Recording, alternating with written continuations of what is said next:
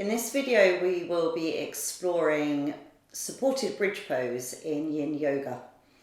So this is working with the stomach and spleen meridians of the earth element. So it targets the front body, in particular across the front of the thighs, the front of the groin and the front of the stomach. So for supported bridge, depending on how your back is feeling today, will depend how high you want to take yourself up into the pose. But it's really important to note that the support doesn't go on your lower back, on your lumbar spine. There is a triangular shaped bone at the very end of your spine known as your sacrum. And the prop goes onto the sacrum. So this acts as a sort of ledge, if you like, a platform in order to support us here.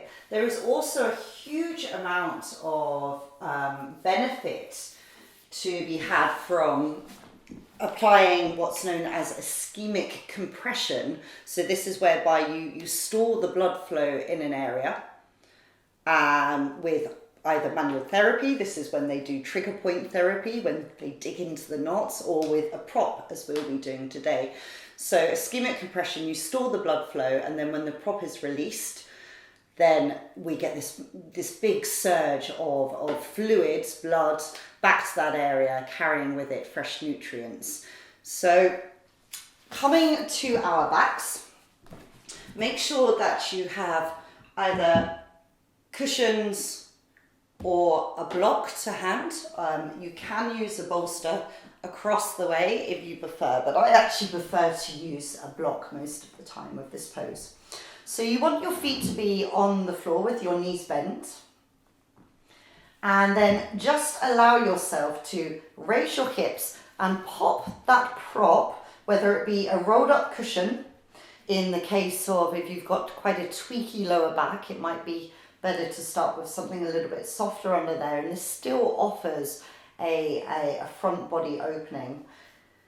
Or you can start working with the block. So I popped it on the lower height there, which in many cases will be enough. You might want to walk your feet a little bit further away just to get a little bit more space in the front of the groin and really relax into these hip flexor muscles in the front of the groin area. So we don't want them to be switched on and gripping at all. We want them to be neutral and relaxed. If you feel happy here, then by all means play about with the height of the block and take it up a little bit higher. Okay, and you might feel a little bit more pressure there.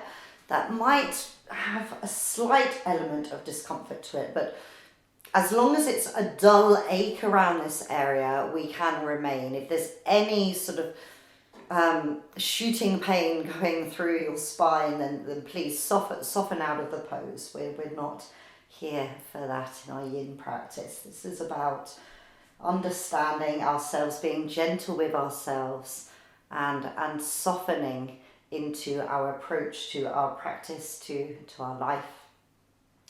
Okay, so here you can push your knees gently away from you and maybe take your arms up overhead if that feels good for you.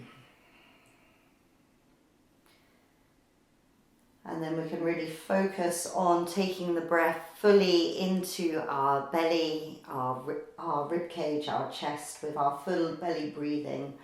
This can be a lovely, relaxing pose if you've propped it correctly. And for some of you, this may feel better extending it into pontoon pose. And that involves extending your legs out in front of you, and we get a deeper front body stretch. Now, if you find it hard you kind of want to take this approach to the pose, but you find it hard to relax into the groin whilst in pontoon, then you can take a strap around your thighs, so loop it around your thighs, pop it there, just so that your thighs can fall completely open without you feeling like that you have to hold them in place at all. So that can be quite a nice thing to do. And again, maybe the arms overhead, maybe even the hands to your belly to observe your breath, whatever feels right for you. Just allow the feet to roll out naturally.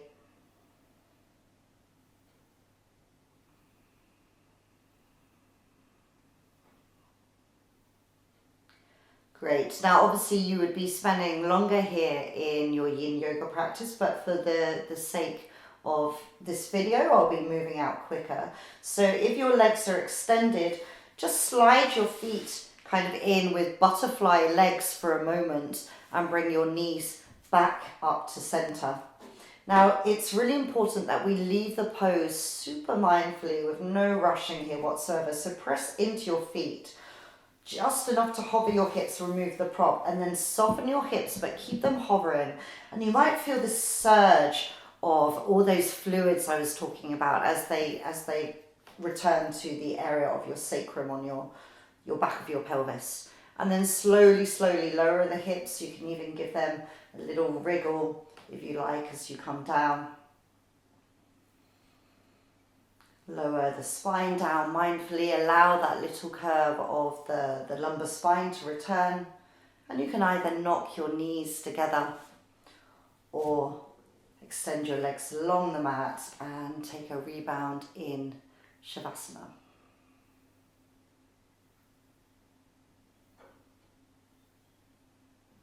Okay, and then when you're ready to leave the pose, if you want to come back up to seated, just rolling onto one side, coming back to your seated position. And that is bridge pose, supported bridge and pontoon. Thank you for watching, guys. Namaste.